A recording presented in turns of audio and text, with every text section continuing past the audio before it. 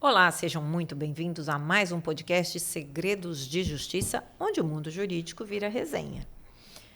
Nosso convidado de hoje é da área tributária. Doutorando, ou seja, já deve estar enlouquecendo, né? Seja muito bem-vindo, doutor João Paulo Barbosa Lira. Obrigado, Carla. É um prazer enorme estar aqui. Eu vou... Nossa primeira surpresa da conversa, que eu queria te dizer, é que eu sempre tive vontade de estar aqui. Eu sempre tive um sonho. Eu vi as pessoas vindo, puxa, bicho, eu não conheço a Carla, cara. Eu vejo só gente bacana vindo aqui, cara. Eu sempre tive um sonho de estar aqui. Para mim é uma honra, uma oportunidade muito boa. Muito obrigado por essa oportunidade da gente conversar um pouquinho aqui. Vamos lá, tô muito feliz de estar aqui. Obrigado pelo convite. Bom. Eu que agradeço a sua disponibilidade. E nós, recentemente, né, nos conhecemos pessoalmente através de uma colega e aí logo fiz o convite para que pudesse estar aqui. Mas vamos lá. A gente costuma começar a conversa perguntando por que direito? Essa pergunta já me fizeram várias vezes e eu tenho um problema de um sincericídio. Eu já participei de alguns. Coisa bom, eu já participei de alguns podcasts. E um podcast que eu fiz, eu acho que há uns 2 anos, de alguns amigos lá do doutorado, e é voltado para o mundo tributário, bem específico, grandes amigos meus, inclusive. E eles me fizeram uma pergunta um pouco semelhante. Na verdade, eles não perguntaram por que o direito, eles perguntaram por que o direito tributário. E a resposta é, de certa forma, semelhante. Talvez porque seja o que eu menos não sei. Eu explico. Quando fui fazer o vestibular, e eu tenho uma mãe que ela é uma mãe e um pai que eles são bem raiz, assim. Meus pais são assim, olha... Você pode fazer o que você quiser, desde que você passe em alguma federal ou que você passe... Não, minha mãe não tem esse negócio de faculdade particular. Não. Primeiro que ela não gosta, não acredita. E segundo, ainda que acreditasse... Antigamente tinha isso, né? E ela não teria dinheiro. Então era ou uma coisa ou outra. Principalmente o dinheiro. E eu fui criado com essa... Olha, eu estou pagando colégio caro para você a vida inteira. O mínimo que você tem que fazer é passar numa federal. E eu sou carioca. Eu sou carioca, não. Eu nasci aqui e fui para lá, para o Rio, com 15 dias. Então, eu sou praticamente carioca. Meus avós, minha avó, na época viva, e meus avós moravam na região ali próxima ao Maracanã, Vila Isabel, e ficava assim a 4 quadras da UERJ. E na época, a UERJ é uma faculdade maravilhosa, e na época ela era ainda melhor, ela estava entre as melhores, a UFES e a UERJ. Olha que interessante. Isso foi em 2001. Aí minha mãe falou, olha, você tem 2 alternativas. Ou você faz UFES, ou você faz UERJ. Você já morava aqui, não? Já morava aqui. Morava aqui. Só que meus avós moravam lá, pertinho. Minha mãe falou, olha, eu até aceito você passar na UERJ, mas eu prefiro que você faça a UFES, porque aqui você já mora, fica menos caro, mas, né, assim. E aí eu fiz os 2 vestibulares e optei por passei na UFES, lá não passei. Na verdade, eu passei na primeira fase, tinha uma segunda fase, eu falei, mãe, vou ficar aqui. Eu era menino, 17, 18 anos, muito imaturo, que é difícil também a gente escolher o resto da nossa vida com 17, 18 anos. Eu acho difícil isso. Por isso que a resposta verdadeira que eu posso te dar, embora não tão bonita, tão filosófica, talvez tão... Eu não sei, eu acho que eu fiz porque foi o curso que foi... Era a única coisa... Eu sempre gostei de língua portuguesa. Então, eu sempre estudei gramática. Eu faço aula particular até hoje de língua portuguesa. É uma curiosidade. É um hobby que eu tenho. Eu sempre gostei de estudar história. Eu faço isso até hoje. E sempre gostei de estudar geografia. Então, eram as 3 matérias que eu precisava. Então, assim, ou eu podia escolher comunicação, que era uma área que eu gostava também. Mas sabe aquela história, poxa, a gente, o menino, né, com 17, 18, você fica, ou é engenheiro, ou é médico, ou é advogado. Questão cultural, talvez. E até eu acho que aquela questão, né? O direito te abre um leque de possibilidades, e aí você acaba sendo conquistado por essa fala, porque você não precisa escolher uma única coisa. E a gente ouve muita besteira também, né, cara? Tem muita notícia, muita fake news que a gente vai embalado. Se eu pudesse voltar ao João Paulo da minha idade, se eu tivesse um mentor, porque eu nunca tive, nessa época, um mentor para falar assim, cara, olha, é bacana sim, tira esse negócio da cabeça que a advocacia não dá dinheiro. Pô, na minha época, 2020, 2001, aí logo depois eu entrei em 2000, acho que é isso, final de 2001, 2002, alguma coisa assim. Lembra? Final do governo Fernando Henrique, aí entrou o Lula, o primeiro governo Lula, 2003. Aí começou a febre dos concursos, lembra disso? Todo mundo na minha sala, sei lá, eu não sei os números, mas vamos colocar aqui, 98% da minha sala fez concurso. Foi uma época que teve muito mesmo. As pessoas. Mas você entrou na faculdade, quando entrou com essa visão de talvez fazer um concurso. Você não entrou com a ideia de vou advogar? Não, eu sempre fui doido. Porque assim, como eu sempre não falei no início? Eu sempre fui um cara meio exótico. E graças ao meu excentrismo, eu me dei bem em algumas coisas. Por que eu me dei bem na advocacia? Conte-nos. Porque eu sempre fui um cara indisciplinado para o mundo normal. Por exemplo, eu detesto acordar cedo. E as aulas começam às 7 horas da manhã. 7 horas da manhã eu estou no meu primeiro sono. Eu sou igual o Romário. Eu começo meio-dia, meu dia. Eu acordo 11 horas da manhã, em regra. Então, assim, você concorda que isso, para o mundo real, é um choque? Então, você imagina, quando você começa no meu primeiro emprego, meu primeiro escritório, eu sempre chego atrasado. Aí, o que eu faço? Eu ficava até tarde. Rodava, eu gosto de rodar à noite, estudando, trabalhando. Só que o mundo não vê que você rodou à noite. O mundo vê que você acordou 11 horas da manhã, te chama de vagabundo. Mas não sabe que você estava até 5 horas da manhã produzindo. Dia desse eu estava falando com o meu sócio, que ele falou assim, pô, mas eu saí tarde, cara, então eu estou chegando agora 11 horas, porque eu estava fazendo isso.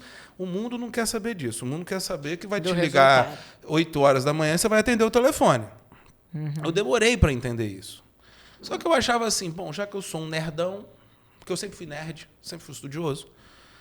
Eu saí da casa dos meus pais com 25, 26 anos, alguma coisa assim, por aí. E eu sempre tive biblioteca. Eu tenho uma biblioteca muito grande. Eu tenho mais de 7 mil livros na minha casa. Eu moro sozinho. E eu fui comprando tudo a partir de mim. E eu sempre dormia lá no quarto quando eu morava com meus pais. Então eu achava, pô, já que eu sou um nerdão, que eu fico estudando, psicopata, eu tô tranquilo. Só que o mundo não é assim. Só que a gente é imaturo, estiver fazendo. E eu achava, ledo engano, né? A gente vê que eu era tão estudioso que isso por si só já era o meu diferencial e que todo mundo ia me engolir no sentido, pô, já que eu sou diferenciado, você nunca me mandado embora, então eu posso ser indisciplinado, já que eu tenho esse diferencial de estudo. Saiu da faculdade, qual foi o seu primeiro emprego? Ou durante a faculdade você já fez algum estágio que te marcou, que alguma história interessante aí pra gente? A gente quer saber as histórias de bastidor, hein? Eu tinha uma intuição como eu te falei, eu nunca tive um mentor. O meu pai não é da área do direito, nem a minha mãe. Minha mãe é nutricionista. E meu pai trabalhava com seguro, essas coisas. Então, assim, eu nunca tive um mentor, nunca tive um tio, avô, sabe essas pessoas que têm esse tipo de coisa, uma biblioteca já herdada. Nunca tive zero. Aliás, eu nem conhecia ninguém. Nem conhecia. Aliás, minto. Só uma curiosidade. O ex-desembargador Fábio Klein era meu vizinho de prédio. Ele morava embaixo do meu apartamento. Literalmente. Só que eu tinha mais contato com a esposa dele, com a Edseia, do que com ele. Mas, assim, tirando esse fato geográfico de meu vizinho, eu nunca conversei com ele sobre direito, nada. 0 vezes 0. Então, eu tinha uma intuição. Qual a intuição? Que eu tinha que passar pelo máximo de lugares possíveis durante a faculdade como estagiário. O primeiro lugar que eu fui foi para a Vara do Trabalho. Olha isso. Na época que eu ficava carimbando centenas de milhares de papéis e fazendo juntada daquilo. Aí eu fiquei lá por 1 ano, mais ou menos, que a bolsa era boa. Isso aí eu estava no 2º período. Saí de lá, fui para o Tarek. Por que o Tarek? Porque o Tarek... O Tarek já esteve aqui. Porque o Tarek, até hoje, para mim, eu acho ele extraordinário. No 2º período, eu tive aula com ele e meu mundo mudou.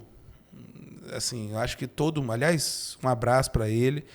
E para quem está assistindo, se todo mundo que estiver ouvindo se eu pudesse dar um conselho, uma dica, assista a aula do Tarek. Porque o cara é gênio. Entende? Ele pensa com a cabeça. Por incrível que pareça, isso é algo extraordinário hoje em dia.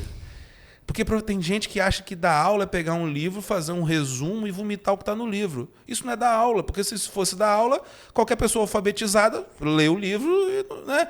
Não, a aula é quando você não espera o que o professor vai dizer. É aí que está a genialidade do Tarek. Então, voltando. Quando ele me deu essa aula genial, no 2º período, eu falei, cara, eu quero estar grudado com esse cara. Eu comecei a ter os trejeitos do Tarek, com o Tarek coça a cabeça assim, não sei o quê, cheio de mania, assim. Eu comecei a ter trejeito do Tarek, é sério. Eu comecei a ler os livros que ele indicava, eu comecei a ser exótico, igual, porque ele é um mega exótico. E na época ele era muito mais mega exótico, e isso foi 2002, sei lá, 2003. E eu falei, porra, já que eu admiro esse cara, eu vou, se eu puder trabalhar com esse cara, melhor ainda. E mandei meu currículo e ele me chamou. Foi daí que veio o tributário. O tributário, para mim, não veio de uma inspiração divina. Nada disso. O tributário veio porque... Foi seu primeiro contato. Foi meu primeiro contato. Com o tributário, foi através desse estágio aí que você fez. Eu comecei a me apaixonar pela teoria do direito, que era o 2º período.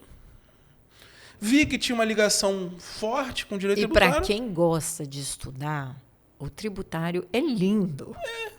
Né? Porque ele é mais aprofundado, as teorias, não são? Então, foi algo por causa disso. Não foi essas coisas de propósito, que esse povo fica falando. Propósito, nada de propósito. Tem propósito nenhum. Meu único propósito é ganhar dinheiro. Entendeu? Meu único propósito porque conhecimento por conhecimento, eu seria professor de português. Minha paixão é língua portuguesa. Minha paixão é gramática. É isso. Gramática. Eu gosto de filologia. Essa é a minha paixão. Se eu pudesse, eu seria gramático. Entende? Mas eu estou no direito tributário, então eu aprendi a gostar de estudar, aprendi a gostar de pensar, que é uma coisa rara hoje em dia, infelizmente. Vi que isso é uma raridade. Aprendi a ver que isso tudo que eu gosto de fazer se encaixava bem. Claro, se encaixa em todas as áreas, óbvio. Sim. Mas como eu segui no tributário, pronto. Então, esse meu raciocínio serve para o tributário. E fui utilitarista. Gente, já que eu estou ganhando dinheiro com isso, eu não faço outra coisa. Claro. Eu não sei jogar futebol. Aliás, eu sou um péssimo jogador de futebol. Eu não sei nenhum esporte. Eu não sei tocar pagode. Eu não sei enganar ninguém. Eu não sei dar tombo em ninguém. Então eu vou estudar. É o que me sobra. Então eu sou pragmático. Tá ótimo, entendeu? Tá. E fiz isso. E você ficou quanto tempo lá? No Tarek, por incrível que pareça, eu fiquei pouco. Acho que foi 1 ano, no máximo.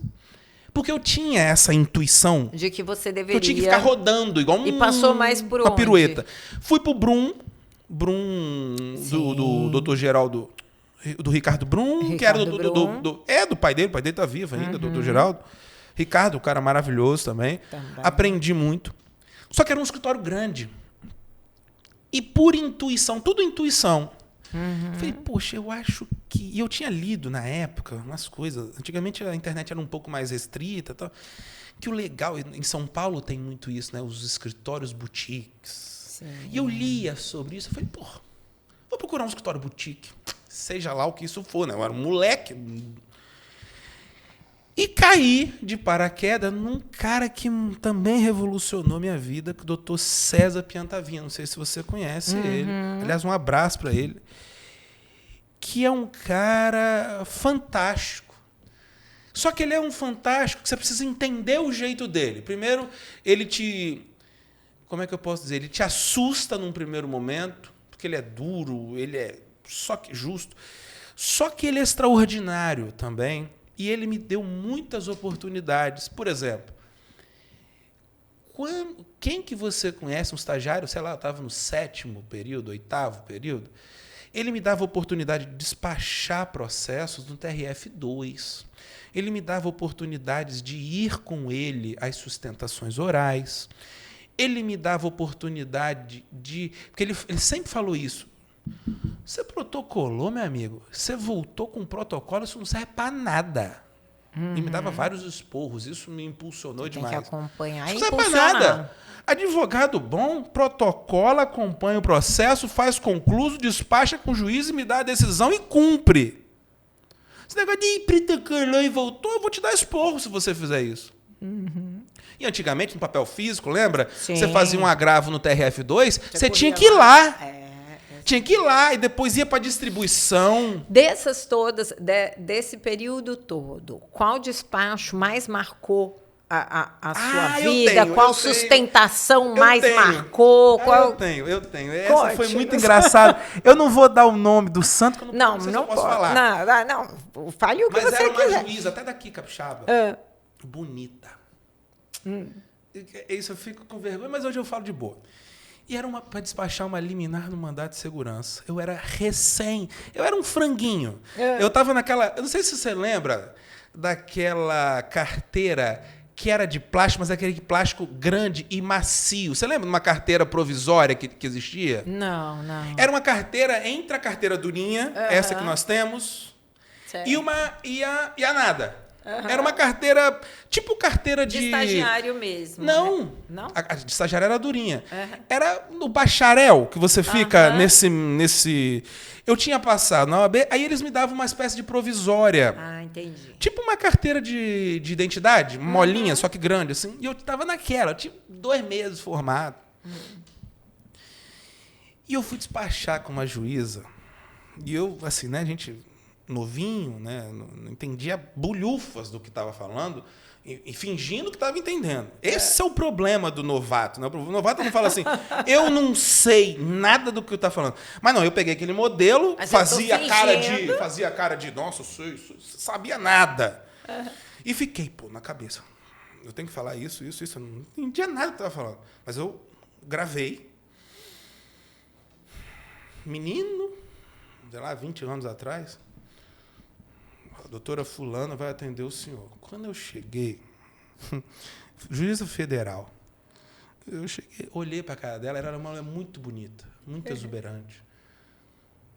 Ela, muito educada.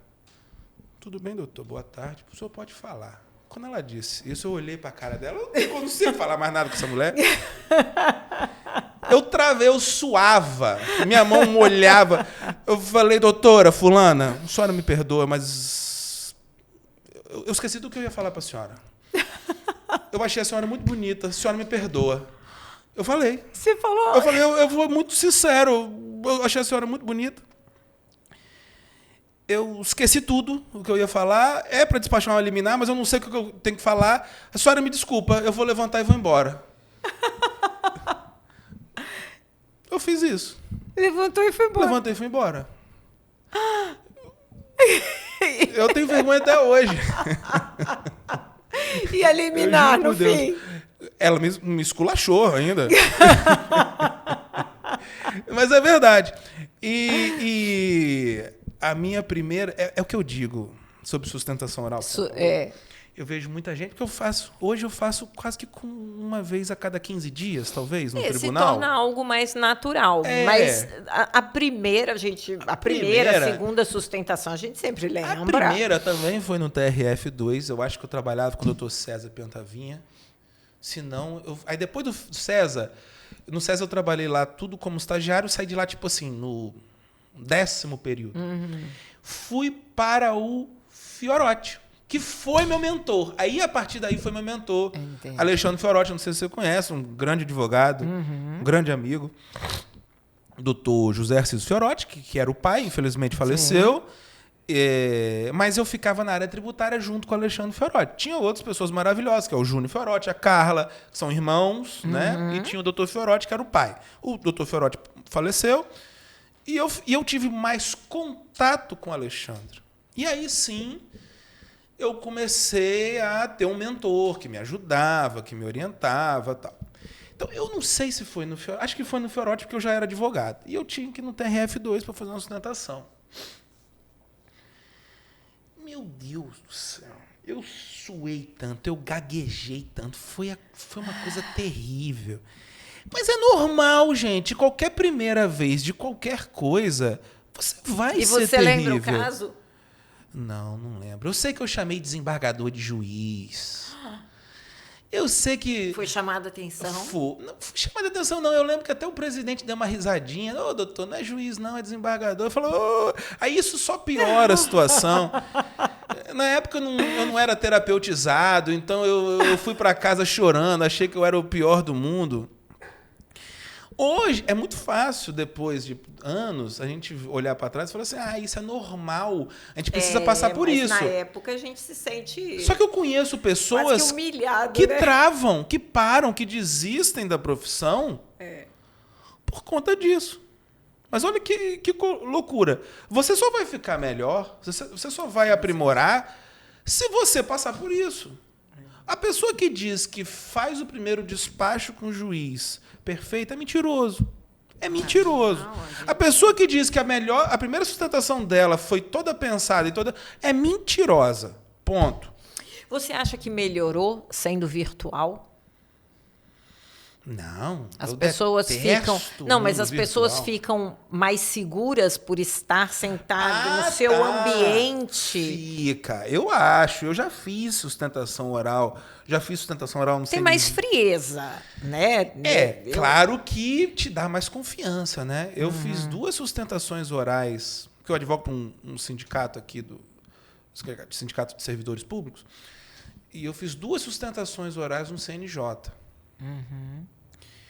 Eu te digo que eu fiquei... Óbvio que eu fiquei nervosíssimo, mas eu fiquei muito menos nervoso porque eu fiz online. Mas não tem o mesmo sabor. Eu acho que a gente precisa... Uma vez, eu nunca fiz no STF ainda, nunca... Na verdade, eu bati na trave. Eu ia fazer uma sustentação oral no STF ano passado, como amicus curiae, numa ADI. Mas aí veio a decisão antes e morreu. Mas eu já fiz no STJ algumas, inclusive no órgão especial.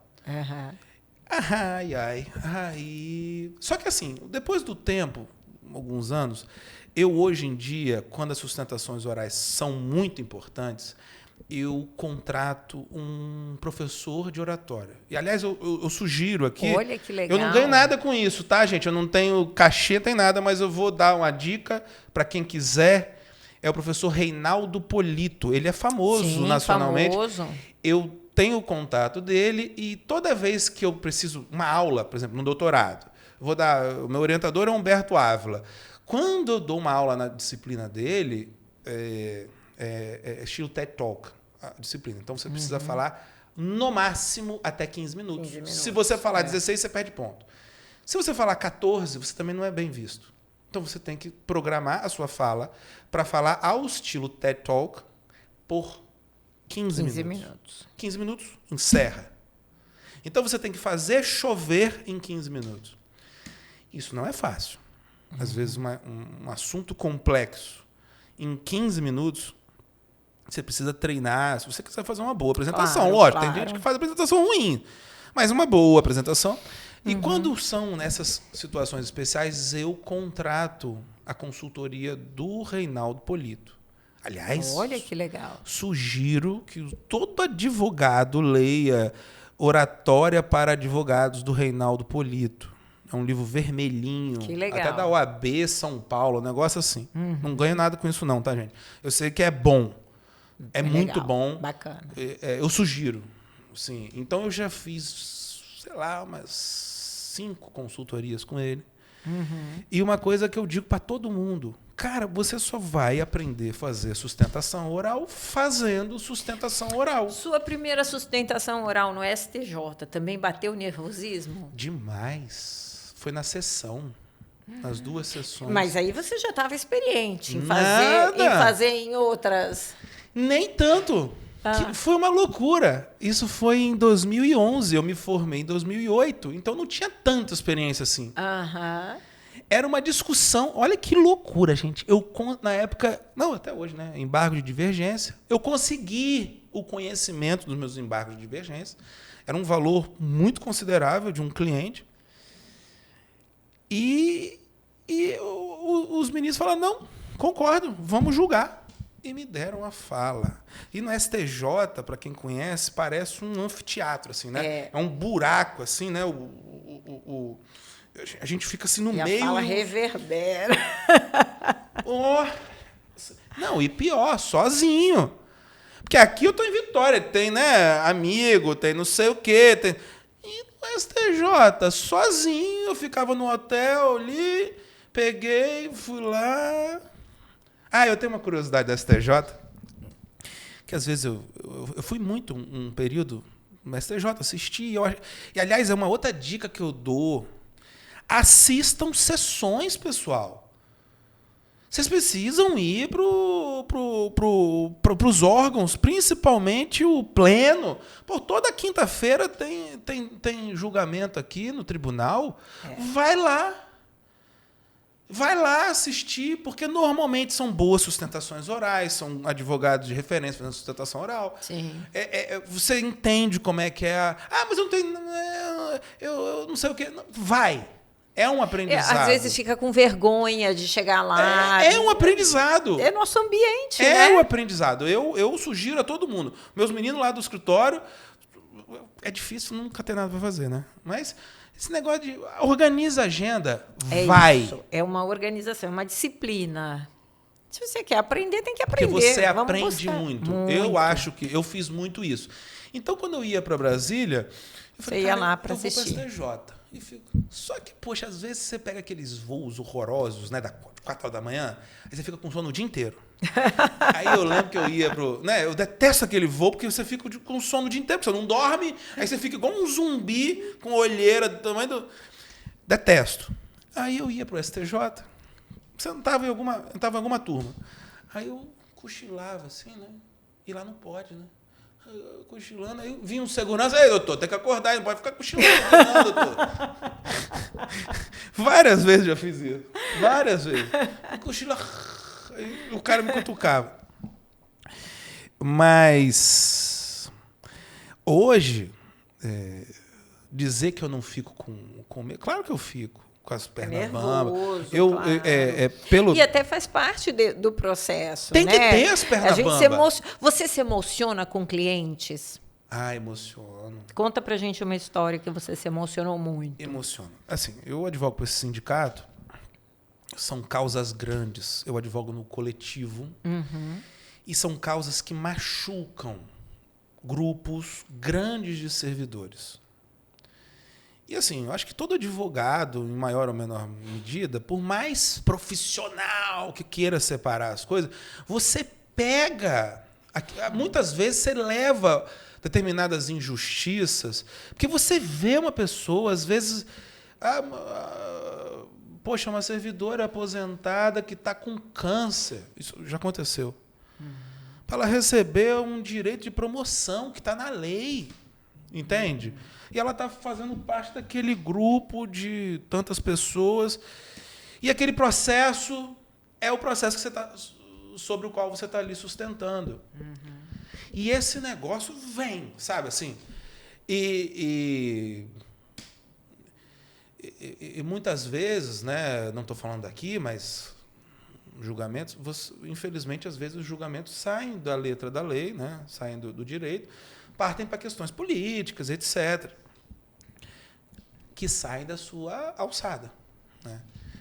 Então, isso, sim, já até fiquei emocionado, já aconteceu. Mas hoje em dia, pela experiência, sim, eu já sei conduzir, entendeu? Eu já, deu aquela emocionada, mas eu respiro fundo e uso isso, inclusive, como mecanismo da própria sustentação. Você também se emociona na hora de receber honorários? Porque eu sei que você recebe uns honorários inusitados e diferentes. Recebo, Não, esse negócio do carro, né? Eu tinha um sócio... Já me contaram que você recebeu carro. Eu tinha um sócio, é um grande amigo ainda. Eu tinha um escritório grande aqui na Enseada, uma casa. Foi até com ele que eu aprendi isso. Eu falei, João, às vezes o cliente pode não ter a liquidez do dinheiro, mas a gente pega o que ele tiver, meu amigo. O que ele tiver. Uma vez eu trabalhei para um cara que era do setor de rochas. Mexia com mármore. O escritório está precisando de mármore. Bota mármore no escritório inteiro. Tudo era mármore. O elefante era de mármore. A cadeira era de mármore. Era uma coisa horrível, mas tudo de mármore. Parecia que estava em Roma, assim, sabe? Assim, Roma antiga. Era tudo mármore. Sabe aquele mármore velho? Aquele mármore meio bege? Aquele mármore que não década de 80, sabe? Mas era tudo mármore. Falei, vamos botar tudo mármore. É como que o cara pode pagar. Não adianta eu botar a faca no pescoço dele. Então bota tudo mármore. E aí tinha um camarada. E nessas empresas de mármore, eu aprendi isso, eu advoguei para algumas, eles fazem negócios com carros. Não sei bem como funciona, mas eles botam um carro no jogo. Aí eu entendi que uma moeda de troca, de pagamento, eram carros. Obviamente, normalmente não eram carros muito legais, né? Então aí caía lá é difícil falar a marca aqui, vou ficar... Mas uns Peugeot, uns Citroën, sabe assim? Uns negócios assim meio trança, assim, meio que você não... é um casamento... Eu brinco que Peugeot, Citroën, é uns casamentos muçulmanos. Você não vai vender nunca aquele negócio, né? Você vai ficar com aquele troço o resto da vida. Mas aí caiu uma vez um Fusion eletrônico. O carro era bonito, parecia uma nave espacial. Mas, claro, cheio de problema. Quilometragem era tipo 150 mil quilômetros. Mas eu pegava. Já caiu o BMW também. A BMW maravilhosa do cliente. Posso pagar com o BMW? Falei, mas é claro. Pagando, né? Não, eu lembro que essa da BMW, nós vendemos o carro antes dele chegar. Olha. Eu só vi o carro chegando assim na porta do escritório. Era uma casa, como eu disse. O carro chegou, mas o cara nem desligou o carro. O vendedor já entrou e... Era uma BMW, né? Aí era mais fácil, né? Vender BMW, quem não quer? Agora, eu fiquei... Como é que era o nome daquele... Era um Jeep que foi a maior bomba da minha vida. Eu peguei por 120 mil, vendi por 20 mil reais. Olha a bomba. Era aquela porcaria inglesa. Como é que era o nome daquela... Meu Deus. Land Rover. Era uma Range Rover que, a priori, você olha assim, você fala, que carrão. Se você me der de graça, eu não quero. Não quer. Ai, Jesus. Olha a propaganda do negócio. Eu nem sei se alguém tem uma Range Rover. Vai que alguém tem aqui, né? Se alguém se você tem uma Range Rover, você se ferrou, meu amigo. Você se ferrou. Eu lembro que eu tentei passar num negócio pra frente. Eu troquei meu carro ano passado e chamei o comprador. Eu falei, cara, eu tenho meu carro X, você não quer pegar uma Range Rover? Eu falei assim, Range Rover. Eu falei, qual é o carro? Range Rover. Você não quer... E ela tava, essa bananosa, essa batata quente, tava no escritório. Falei, rapaz, tem um carro que tá um tempinho. Falei, quanto tempo? Um tempinho. Tinha uns 5 anos parada lá. Nossa, você ficou deu fungo. Deu fungo. A gente sentava no banco, tava com verde. Porque ela tava parada. Ninguém queria aquela banana. Ninguém. Nem para uso do escritório vocês não utilizavam, não? Aquilo bebe mais do que o Garrincha. É igual a McLaren, fazia 1 por 1. Era uma coisa horrorosa. Aí o que aconteceu? E ela era bonita. Carla, era um carro lindo. Você apertava o botão, parecia uma nave espacial. Você fala, nossa senhora. Aí eu chamei esse cara, isso era um sábado. Eu falei, vamos lá no escritório? Cara, eu peguei, e verdadeiramente eu peguei por 120 mil um cliente que me... Né. Rapaz, o cara olhou e falou assim, João, para te ajudar... Ele sentiu o drama. Para te ajudar, eu dou 20 mil. Eu falei, rapaz, eu acho que eu vou vender para peça de ferro velho que eu ganho mais esse negócio, né?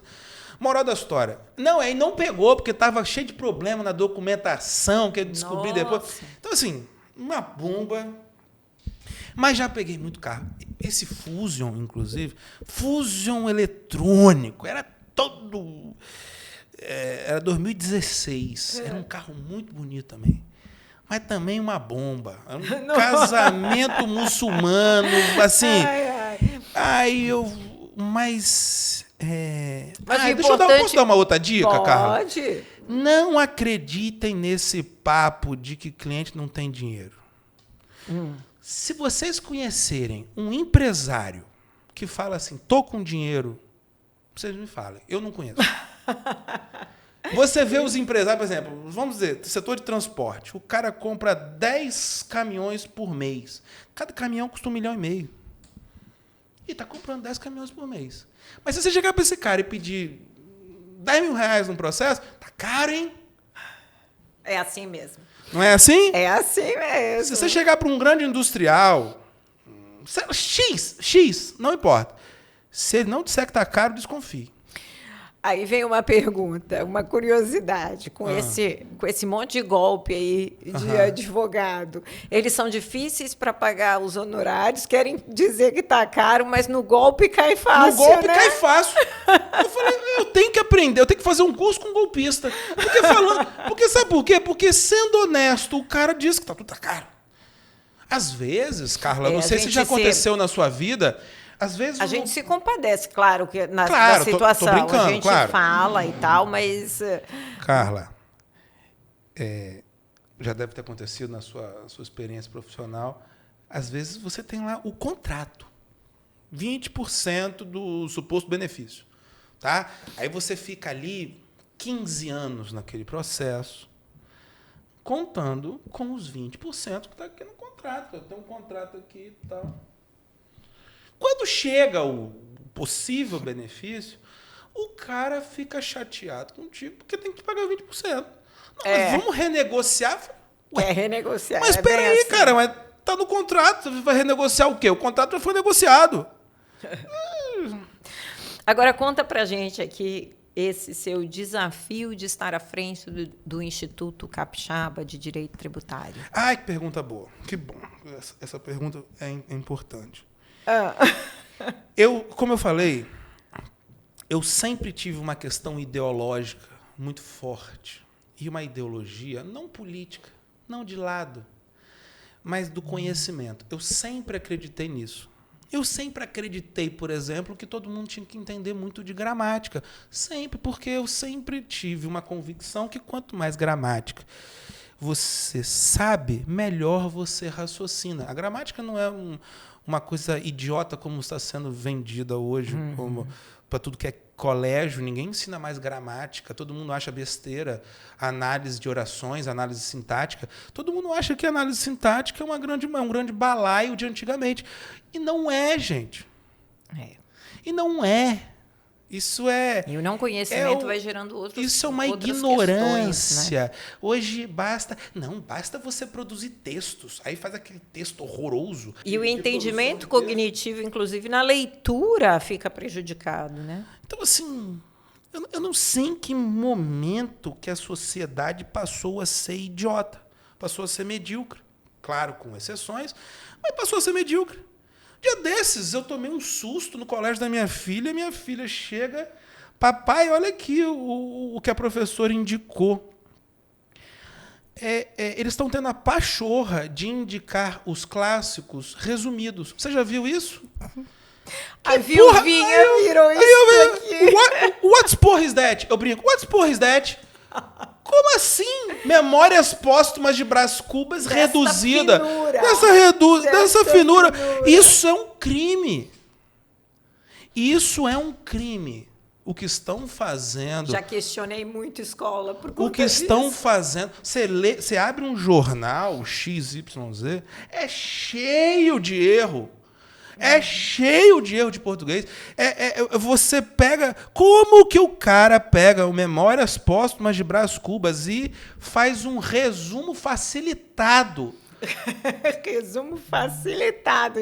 Resumo já facilita. Facilitado. Peraí. Isso é criminoso. Eu falei, não compra isso, você vai ler o Memórias. Porque se qualquer vírgula que se mexa numa obra de arte dessa, deixou de ser a obra. É outra coisa. Obra de arte não se mexe. É um plágio, quase. Se eu chegar na Mona Lisa e... não, ela tá com um sorrisinho aqui, eu vou botar um bigode, sei lá, vou apagar. Deixou de ser a Mona Lisa. Você não pode mexer numa obra de arte. Então, diante disso... E o Instituto Capixaba, ele tem, vamos dizer, um start muito antes. Ele tem um start lá na pandemia.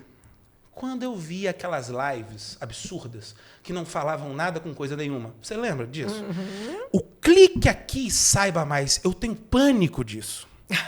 Clique aqui e saiba mais. Do que? De nada. Que aí você clica, o cara fala, não fala nada e manda você comprar o curso para não falar nada também. É sempre assim. Clica aqui, clica aqui, clica aqui, clica aqui e você vai clicando, R$59,90, R$59,90 e não chega a lugar nenhum. Isso me incomodava de tal forma que eu falei, eu vou fazer os próprios vídeos. Vou abrir o meu canal. Não sou ninguém. Vou chamar gente relevante da área do direito tributário. Claro.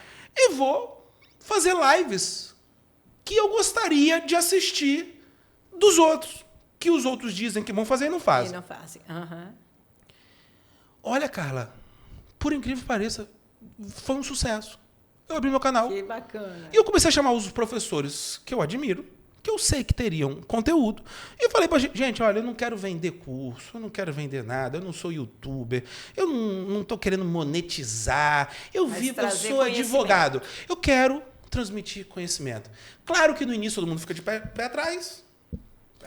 Em algum momento vai querer vender alguma coisa. Como eu não vendi, como eu não monetizei, como eu não fiz dinheiro, como eu não tratei eles como otários, né? Porque se eu faço isso, eu estou tratando o cara como otário. O que eu fiz? Eles começaram a respeitar. Então, quer dizer, quem entrar aí no YouTube, jogar João Paulo Lira com Y, vai ver meu canal lá. Infelizmente, eu parei. Na verdade, parei não. Deu uma suspendida. Início de 2023 eu parei. Mas eu fiquei uns bons 4 anos fazendo até de forma semanal. Uhum. E dava um sucesso danado. Então, ali eu comecei a falar, peraí, cara, tem gente que valoriza o conhecimento. Dessa forma. Estudar? Tem, claro que tem gente. Tudo bem, é uma menor parte? Porque hoje a gente vive na epidemia da plaquinha. Eu brinco que é a epidemia da plaquinha. Todo mundo quer ter a plaquinha, né? Presidente de porra nenhuma, desculpa. Eu sou Aspone, eu sou o presidente da associação de porra nenhuma a se fazer. Mas aí o cara coloca lá na bio, né? Antipatia, bio. Aí ele tem 700 mil seguidores, ele se torna autoridade. Você detesta rede social. Eu não detesto rede social. Eu detesto autoridade vazia. Eu detesto...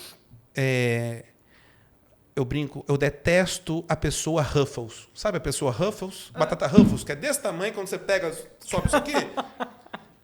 Eu detesto a pessoa Ruffles.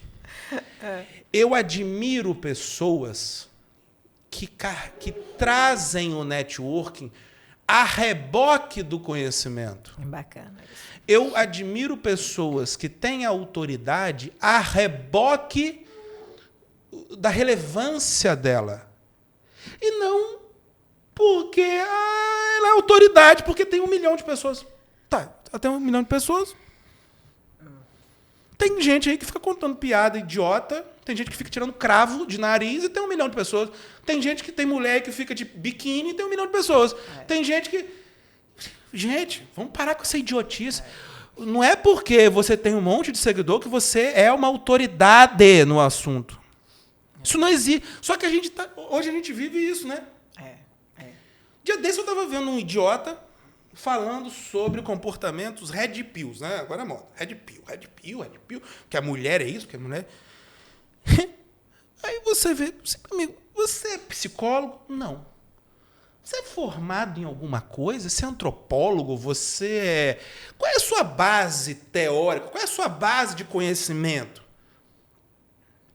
Largou a faculdade, porque agora também a moda é essa, né? Aí vem os idiotas e falam assim, não, porque... porque o fulano, o cara lá do Facebook, largou Harvard. Então, se ele largou...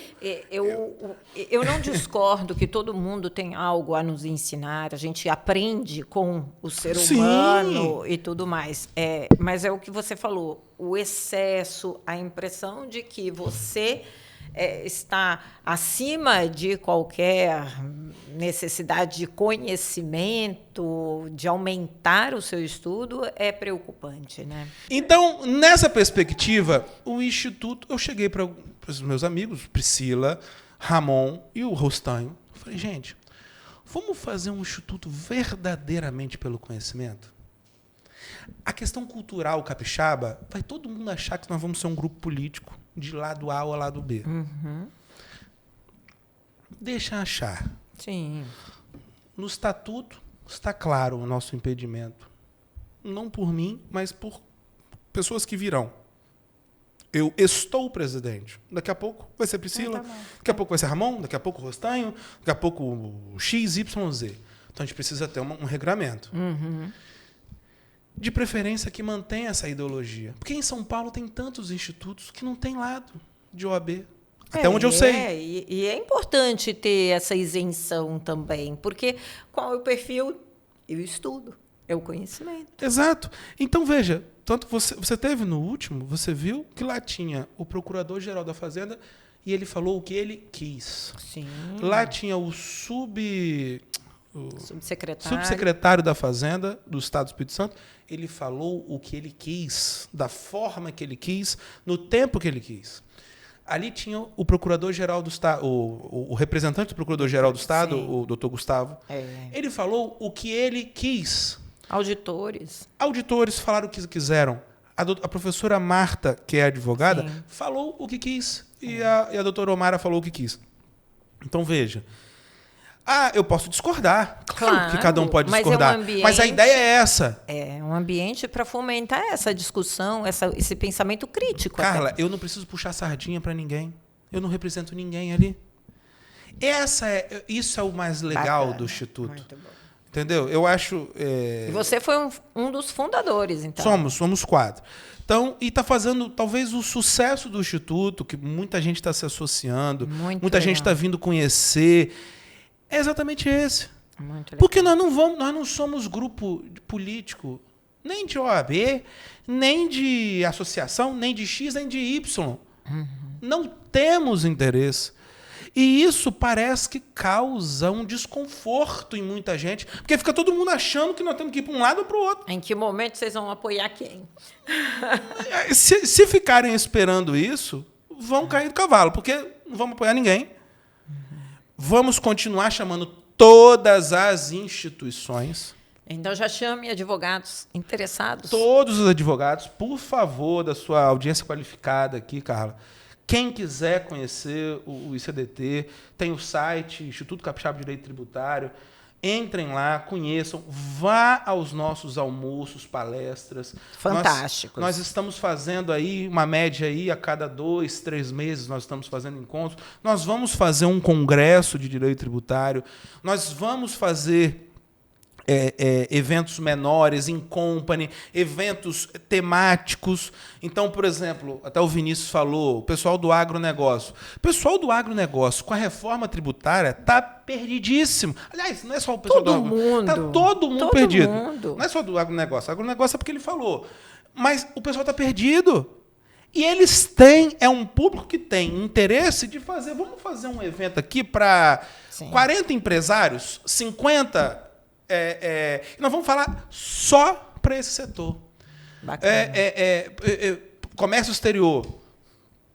Está todo mundo perdido sobre isso. Vamos fazer aqui, ó, específico para o comércio exterior, para o atacadista, industrial, etc. Muito bacana, muito bacana. Agora a gente entra num bate-pronto que eu falo, você me diz o que vem à sua cabeça. Justiça é? Difícil. Difícil? Difícil. A justiça é difícil. O que mais te irrita num processo? O que mais me irrita no processo é, às vezes, ele não ser lido. Audiência presencial ou virtual? Presencial sempre. Tudo que tem virtual eu detesto. Processo físico ou eletrônico? Físico. Mesmo? Detesto eletrônico. Eu imprimo tudo. Olha só. Detesto. Um livro não jurídico que te marcou? Gente, eu não vou falar um, é impossível, mas eu vou falar 2. E não é nem um livro, é um conto. Chama-se O Medalhão, de Machado de Assis. E ninguém tem nem desculpa, porque é domínio público, é só jogar no Google aí que vocês vão ler. Resumidamente, é um conto que ele explica o filho que fez a maioridade de como se tornar um medalhão, ou seja, como ter poder.